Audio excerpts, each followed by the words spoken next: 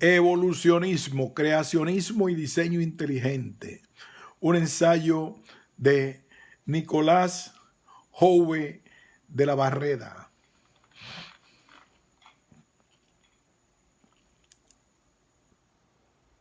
Una vieja polémica.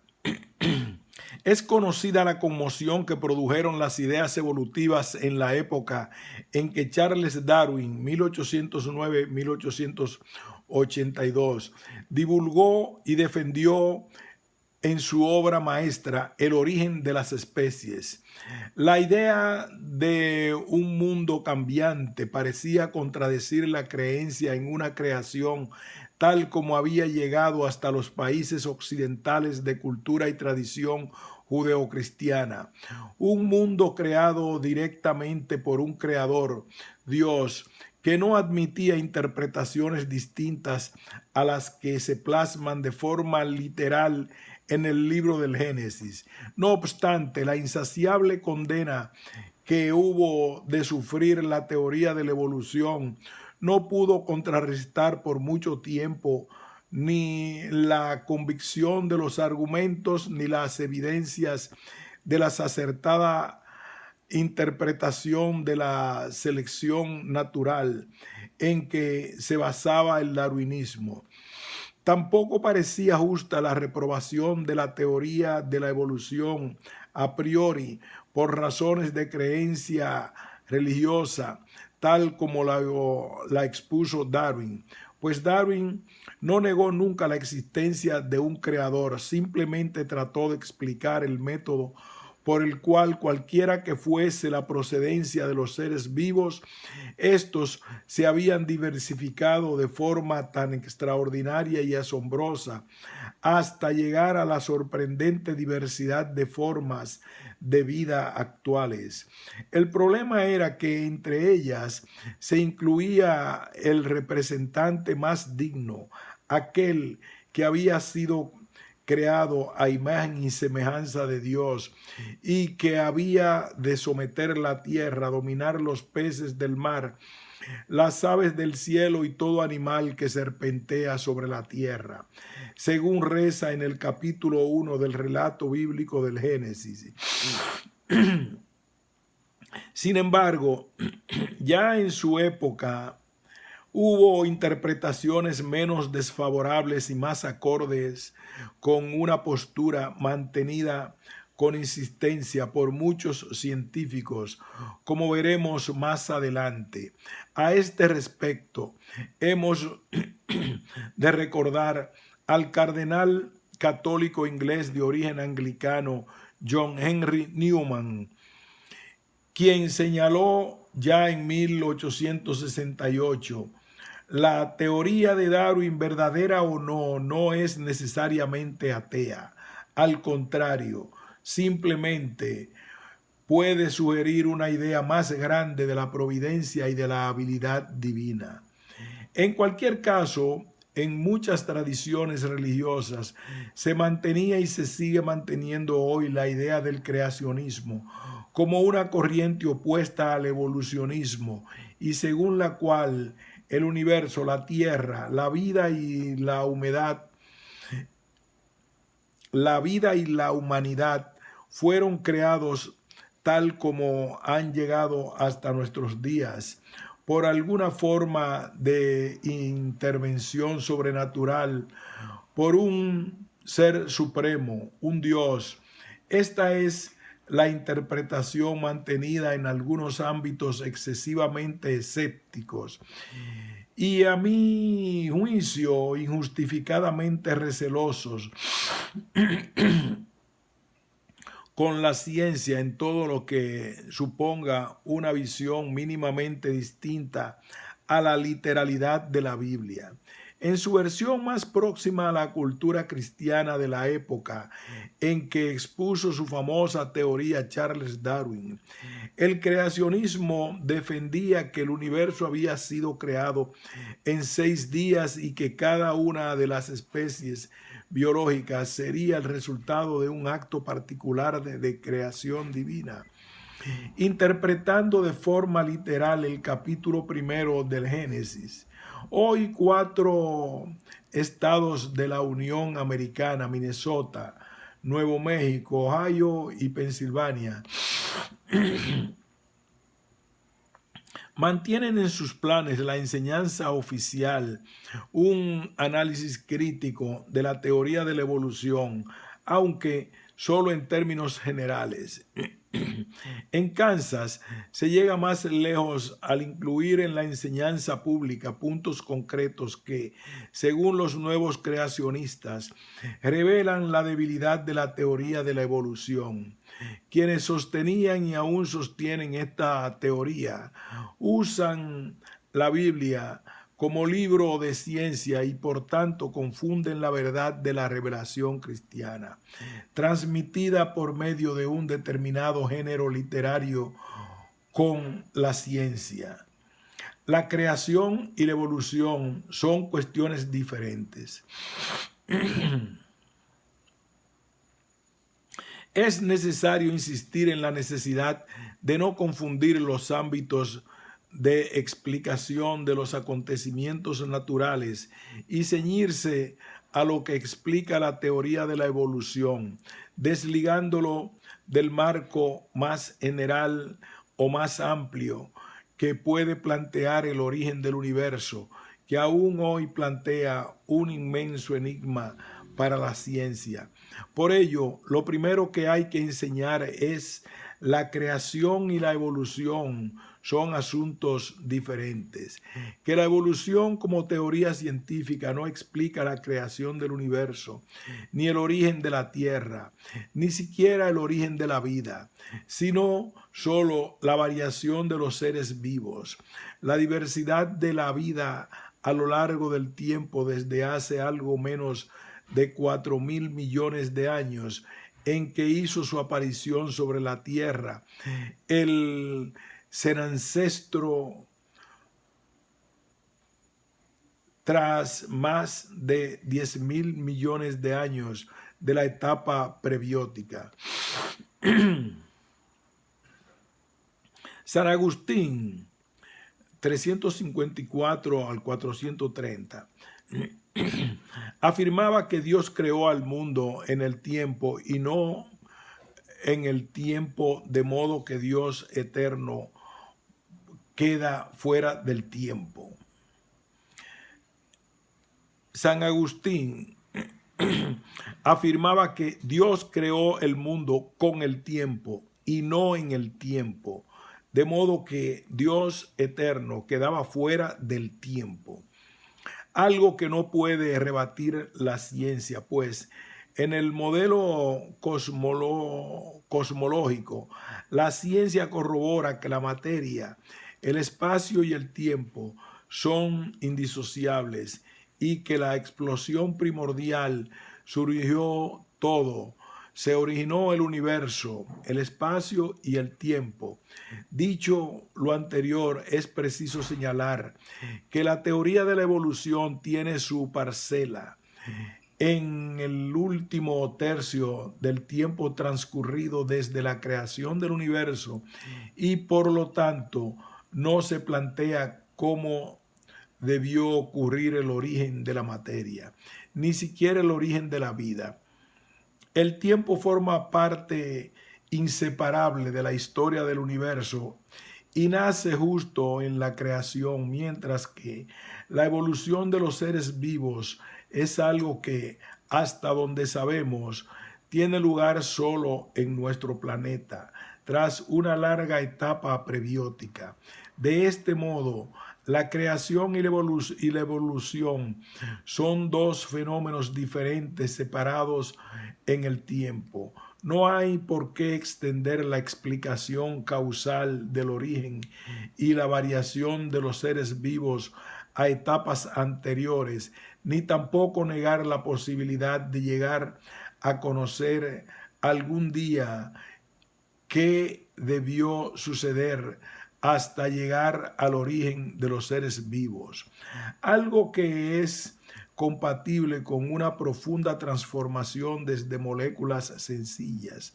Aunque sorprenda el cúmulo de acontecimientos que debieron ocurrir en un corto periodo de tiempo de unos cientos de millones de años, desde que se consolidó la corteza terrestre aproximadamente hace 4.400 millones de años. Un hecho a tener en cuenta es que si bien la teoría de la evolución no abarca aspectos propios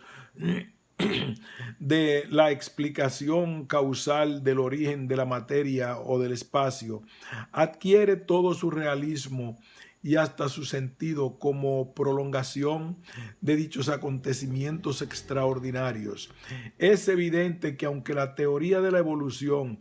no se refiere a los acontecimientos anteriores a los seres vivos, estos son heredados y consecuencia del mismo impulso creador que tendría su origen en la gigantesca explosión conocida como Big Bang. La aparición de los primeros seres vivos se extiende hoy como el fruto de unas transformaciones sorprendentes de la materia inorgánica, como algo procedente del mismo envite creador, consecuencia del dinamismo y de las propiedades con que surgió la materia. El principio de la demarcación y la neutralidad de la ciencia. En realidad no existe contradicción en los ámbitos específicos y distintos con los que la teología y la ciencia explican el misterio de la creación de la materia, el universo y la vida. Aquella nos revela la causa, esta nos describe el cómo. De este modo, dos de las cualidades inherentes al ser humano,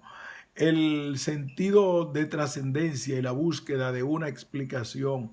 por medio de la razón, encuentran satisfacción complementaria en el esclarecimiento de la creación. Nuestro sentido de la trascendencia nos lleva a admitir una intervención sobrenatural en la creación, mientras que la ciencia explica que en el origen de todo hubo una gran explosión seguida de la expansión de las partículas subatómicas, la formación de los átomos, el enfriamiento de las masas gaseosas y la condensación en miríadas de astros, en uno de los cuales, en un pequeño planeta de un suburbio del inmenso espacio, nos encontramos nosotros, producto final de una extraordinaria y complejísima cadena de sucesos. Por otra parte, la teoría de la evolución, como todas las teorías científicas, es completamente neutra en lo que concierne al pensamiento religioso. No surgió para oponerse a una idea de trascendencia, sino para explicar un fenómeno natural, como es el de la diversidad espacio-temporal de los seres vivos. Es curioso constatar que en el momento actual vivimos un cierto reencuentro por parte de muchos científicos con la religión, y que este reencuentro se da más entre los físicos, particularmente los físicos teóricos, que entre los biólogos moleculares. Tal vez por el reconocimiento en un poder infinitamente superior en el origen de la materia y del universo, del que puede explicar la aparición de la vida y su diversificación a base de modificaciones graduales de los genes y los genomas. De este modo, el físico se enfrenta al enigma del paso de la nada al todo, mientras que el biólogo molecular ha adquirido una posición de poder manipular sobre una naturaleza que nos ha revelado los secretos de su plasticidad. Lo cierto es que en el ámbito del análisis de la realidad del universo, el mundo y la vida de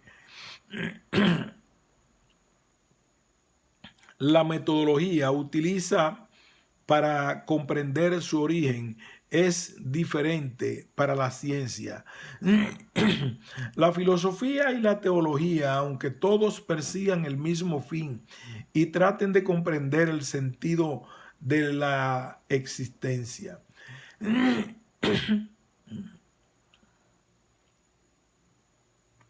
de esta manera queda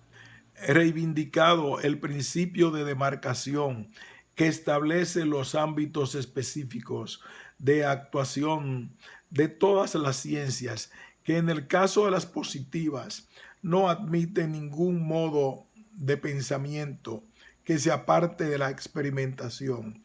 pero que, llevado a su extremo de negar cualquier otra realidad, supone caer en el cientificismo, que al darle la espalda a la filosofía y la teología renuncia a la legítima y necesaria búsqueda de explicaciones de todo aquello que hoy no sabemos y la ciencia no es capaz de explicar. Pruebas experimentales de la evolución. En cualquier caso, la biología como ciencia ha alcanzado un nivel de elucidación casual en lo que a la explicación de los seres vivos como entes que evolucionan se refiere, muy superior al de la física en relación con el origen de la materia y del cosmos. La teoría de la evolución, explicada, confirmada y admitida por las aportaciones de la genética a lo largo del último siglo, es, desde el punto de vista científico, irrebatible. Los distintos elementos necesarios para entender la teoría de la evolución por selección natural han sido ya sobradamente demostrados por las contribuciones de la genética, la biología molecular y la biología del desarrollo. Así han quedado demostrados la flexibilidad de los genomas y los mecanismos que contribuyen a aumentar la diversidad de los seres vivos, como la mutación, el intercambio genético por medio de la transferencia horizontal y la recombinación, seguida de la selección natural, que opera cribando las poblaciones en el sentido de dar mayor oportunidad reproductiva a los individuos portadores de las mejores combinaciones genéticas.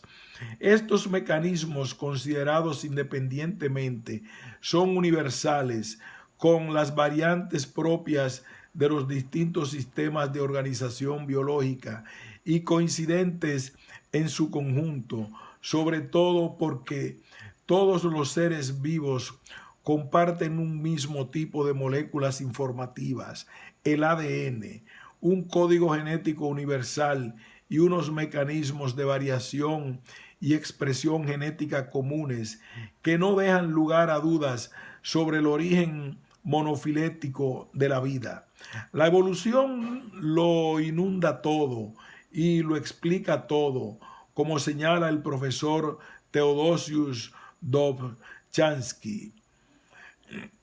profesor de genética de la Universidad de California. Davis, considerando el fundador de la genética evolutiva y experimental y autor, entre otras, de un importante ensayo titulado La genética y el origen de las especies, cuando afirmaba que todo en biología tiene sentido a la luz de la evolución. Algunas veces se argumenta que la evolución no es más que una teoría incapaz de ser demostrada experimentalmente. Este argumento se aplica por igual para los fenómenos de variación de una especie con el tiempo, la transformación de un ser vivo en otro diferente, o la diversificación y aparición de nuevas especies. Paradójicamente, quienes piensan así, para aferrarse a un creacionismo radical, inconscientemente están cayendo en una corriente totalmente opuesta al cientificismo, al asentar dogmáticamente que la única verdad aceptable es la que se puede constatar en el campo científico. Sin embargo, tanto la transformación de las especies como la separación de una especie han sido explicadas experimentalmente de forma reiterada a una escala temporal, constatada en el laboratorio o en la propia naturaleza. Antes de continuar, convendría precisar el significado del término evolución, que se puede definir como una transformación de las poblaciones o las especies con el tiempo. De este modo, las pruebas experimentales exigidas se han de referir a la posibilidad de apreciar cambios genéticos en las poblaciones o en las especies a lo largo de las generaciones, de forma tal que puedan ser apreciadas por el hombre. Pues bien, las revistas de genética publican anualmente miles de trabajos que demuestran la flexibilidad de los genomas y la respuesta a la selección, bien sea natural o artificial, de cientos de poblaciones de plantas, animales o microbios bajo análisis experimental. Pensemos en la síntesis de una nueva especie vegetal obtenida por cruzamiento entre especies más o menos distantes, enseguida de la duplicación cromosómica para regularizar la fertilidad. Ahí están las obtenciones de los trigos sintéticos, el triticale, el algodón sintético, las brasicas y muchas otras formas inexistentes en la naturaleza y creadas en pocas generaciones por las manos de los mejoradores de plantas a imitación del mecanismo de la aloploidía, que ha enriquecido la forma extraordinaria, la evolución de las plantas superiores. Si deseamos algo más natural, tenemos una evidencia clara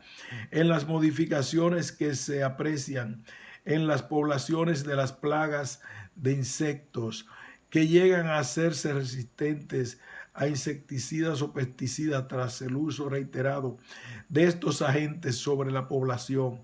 como consecuencia de una selección natural a favor de los genotipos resistentes.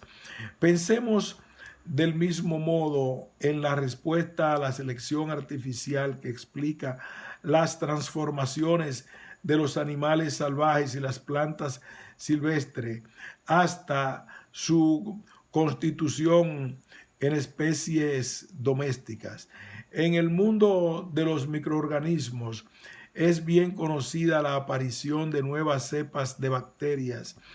en los hospitales tras la utilización masiva de determinados antibióticos,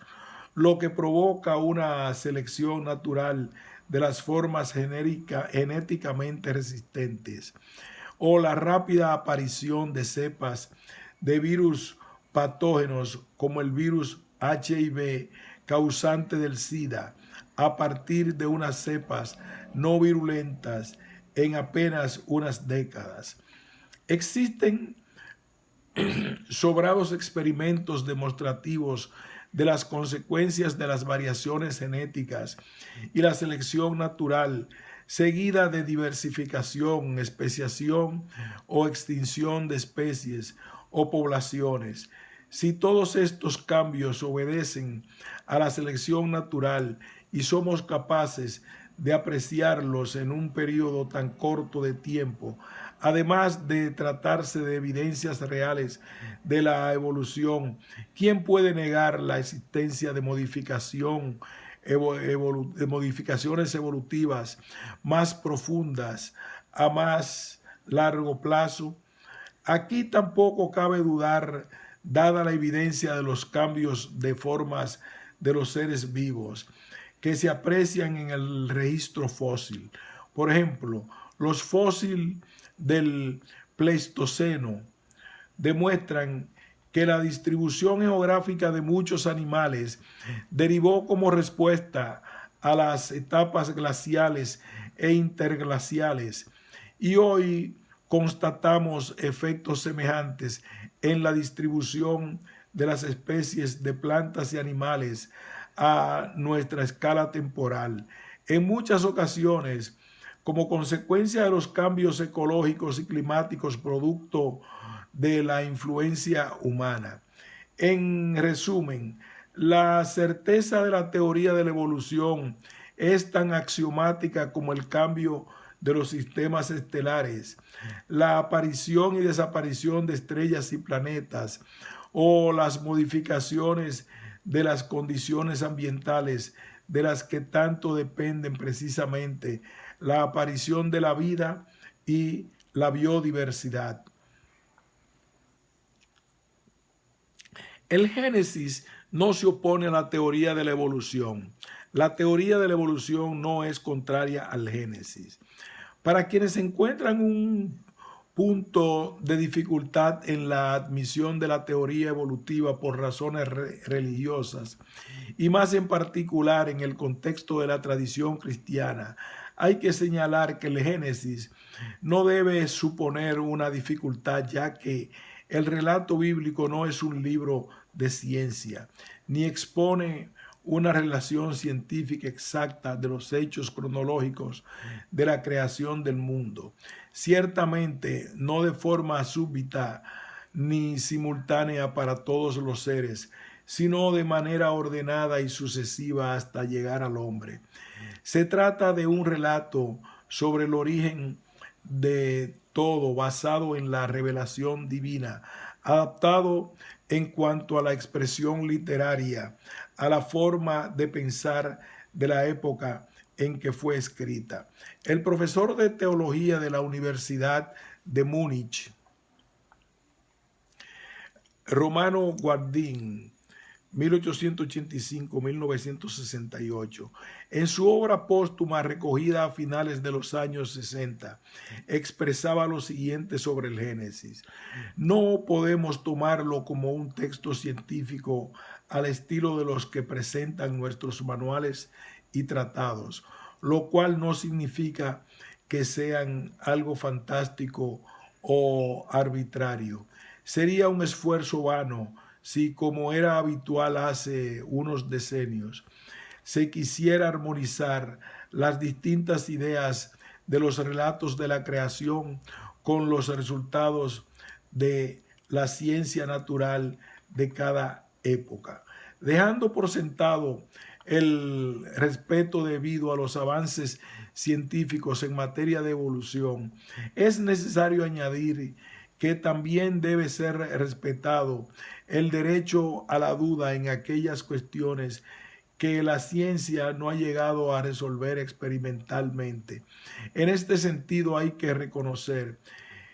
que sigue siendo un misterio insondable el origen de la materia, que está en la base de la comprensión de todo cuanto envuelve. La ciencia es demostrativa, no intuitiva. Su campo de aplicación es el del estudio de los fenómenos naturales, y dado que hay fenómenos naturales que por ahora se escapan a la experimentación o a la demostración empírica, no se puede ni se debe entrar en polémicas sobre cualquier idea que trate de dar una explicación, incluso sobrenatural, simplemente porque se aparta del método de análisis habitual de la ciencia. Deben, cuando menos, respetarse las ideas que traten de explicar cualquier fenómeno de la naturaleza que permanezca científicamente inexplicado.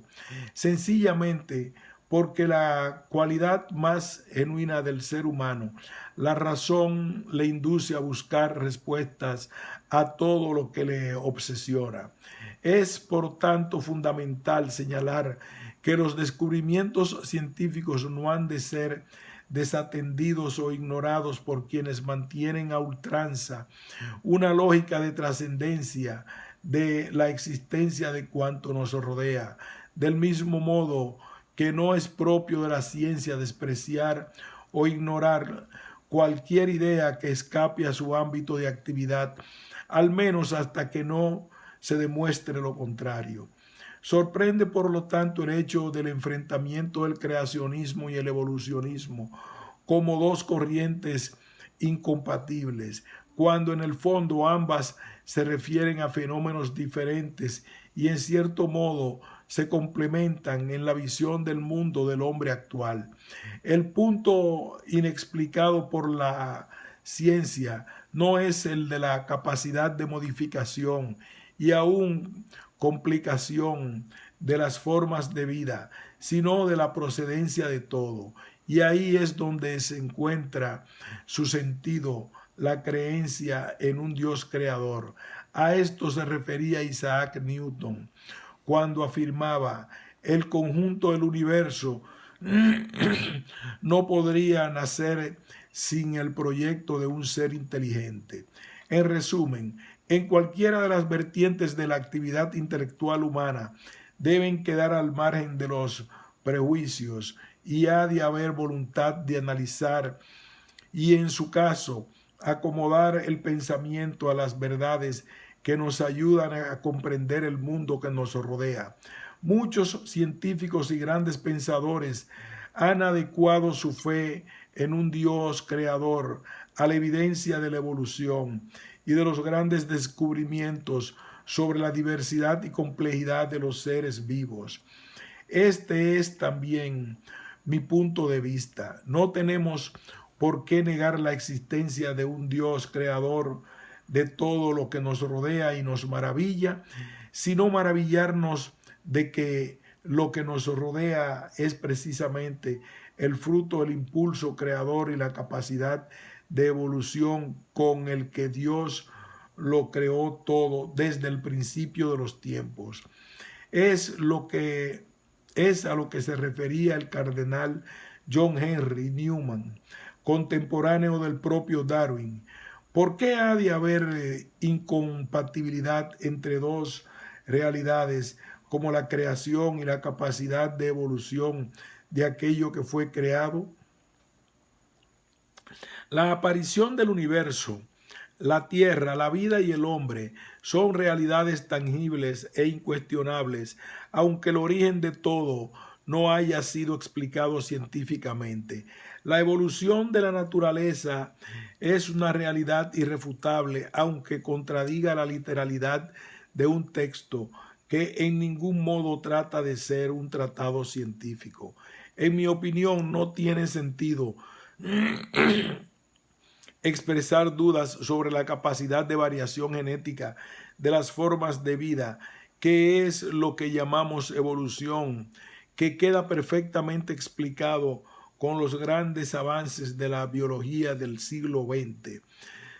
solo porque no somos capaces de dominar una teoría científica semejante para explicar el origen del universo.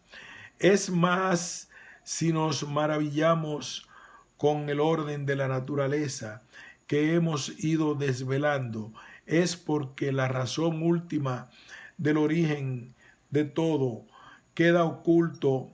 a lo que somos capaces de entender, y ante esta situación sigue siendo perfectamente válida una concepción que trasciende la ciencia. Punto. Continuaremos.